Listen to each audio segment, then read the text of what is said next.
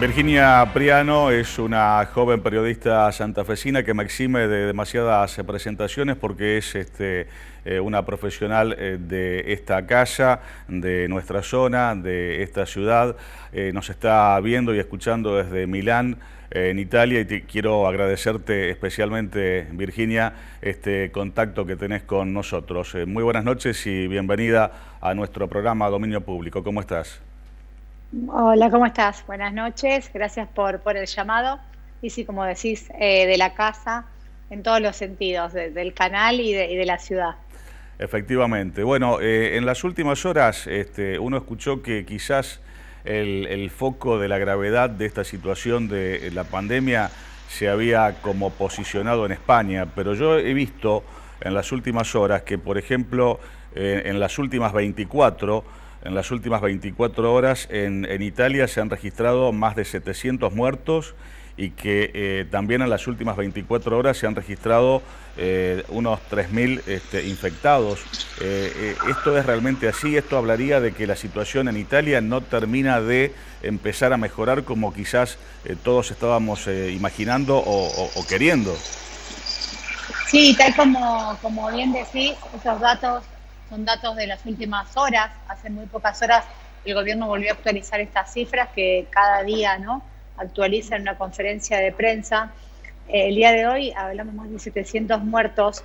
Están diciendo mejor porque, bueno, a ver, hay menos muertos que en el día de ayer, pero todavía estamos hablando de cifras que siempre superan los 700, los 800. O sea, ayer hablábamos de 837 muertos, hoy hablamos de 727 muertos, y con estos números Italia supera los 13.000 muertos totales desde que empezó la epidemia, con lo cual todavía es el país que está a la cabeza, ¿no? Más allá del crecimiento que está teniendo países como España o Estados Unidos, no así a la cantidad de muertos, que es el gran problema que tiene Italia, más allá de que además Italia hoy tiene más de 80.000 contagiados, según los datos oficiales, porque uno sabe que a medida que se realizan más chequeos o más controles, aumenta la cantidad de contagiados. Entonces es un dato que también va subiendo bastante porque en comparación con el día de ayer, la cantidad de contagiados volvió a subir. Digamos, Italia tuvo una cierta mejoría en la cantidad de contagiados hace 2 días, pero ayer volvió a subir, hoy volvió a subir de nuevo. Entonces, si bien dicen que se están estabilizando estos números, todavía, como bien vos indicabas, seguimos hablando de números altos, tanto de contagiados como de muertos. Virginia, sabés que aquí en Argentina estamos cumpliendo una cuarentena obligatoria establecida por el gobierno nacional. Que se cumple en algunos lugares un poco más y en algunos otros lugares un poco menos.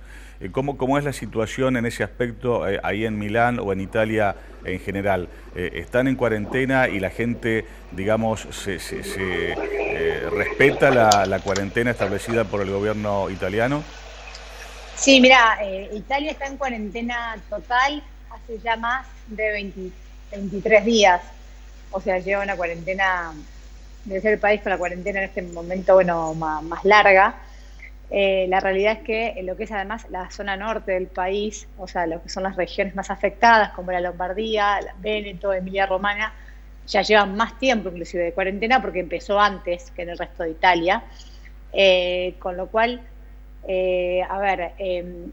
ya llevamos más de casi 3 semanas y todavía falta porque esta cuarentena total llegaba hasta el 3 de abril y ya el gobierno anunció que se va a extender como mínimo hasta el 13 de abril, o sea, después de Pascuas, pero también se sabe que esto se va a extender más tiempo porque todavía, digamos, faltan menos de 10 días y estamos hablando de números muy altos. En cuanto a cómo se cumple, la verdad es que las autoridades empiezan a decir que ahora se estaría viendo el resultado, ¿no?, de que la gente se quede en su casa, pero la realidad es que todavía sigue habiendo, por lo que se sabe, ¿no?, bueno, denuncias de gente que circula y no debería circular, porque aquí la cuarentena también es total como es el caso de Argentina.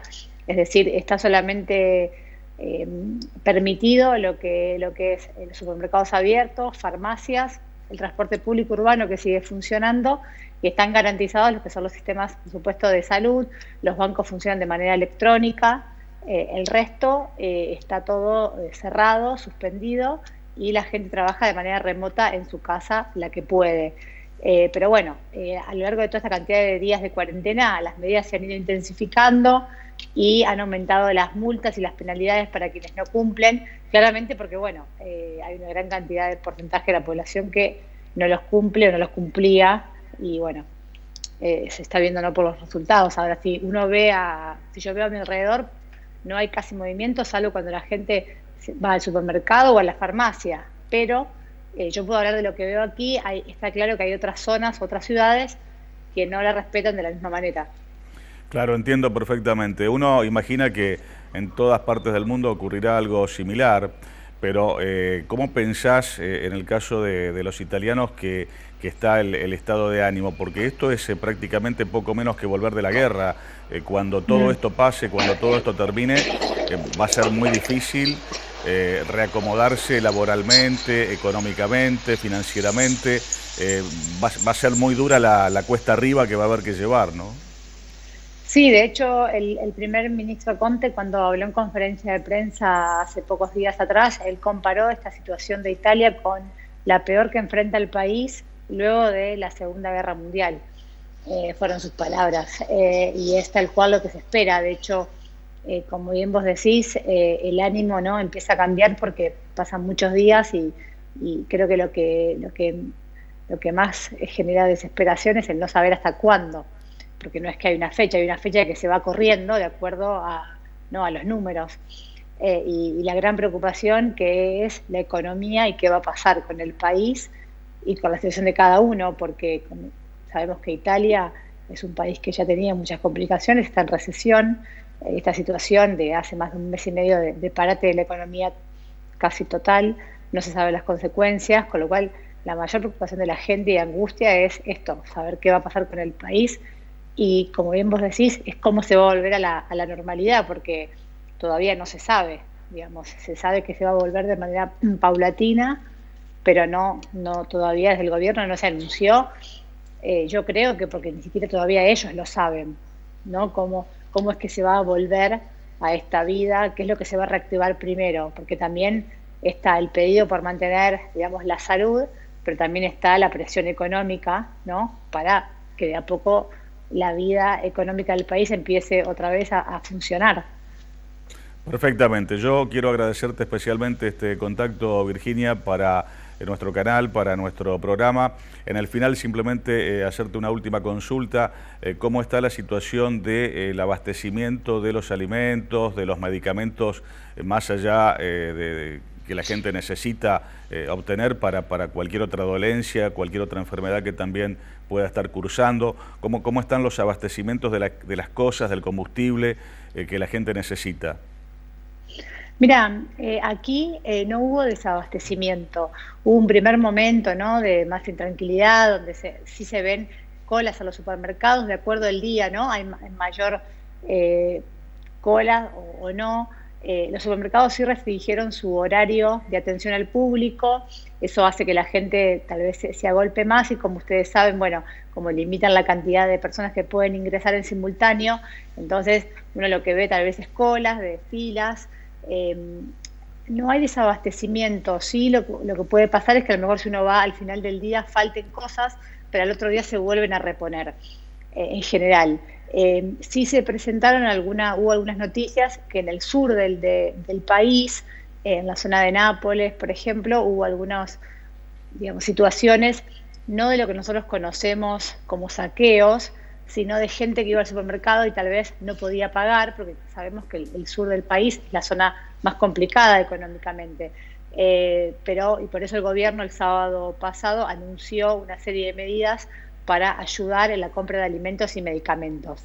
Pero no hubo hasta ahora desabastecimiento, como por ahí es lo que puede pasar en otros países, o el miedo que uno tiene.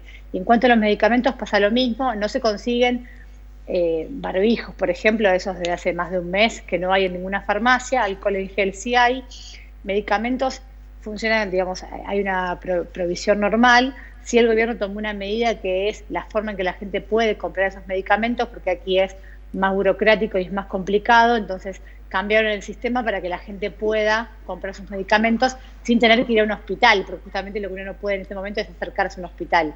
Pero lo que es el abastecimiento, no ha habido grandes problemas. Virginia Priano, te agradezco enormemente este contacto para Dominio Público, para nuestro canal, que también es el tuyo, y por supuesto estamos en permanente comunicación. Ojalá que todo esto pase lo más pronto posible y, de ser necesario, te vamos a volver a molestar próximamente. Muchísimas gracias y muy buenas noches. No, por favor, cuando quieran, y un placer. Muchas gracias por el contacto. Virginia Hasta luego, buenas noches. Priano, directamente desde Milán, en Italia. Bueno, una mirada santafesina desde la óptica periodística para contarnos de la mejor manera, bueno, cuáles son las últimas sensaciones que se viven precisamente en ese país.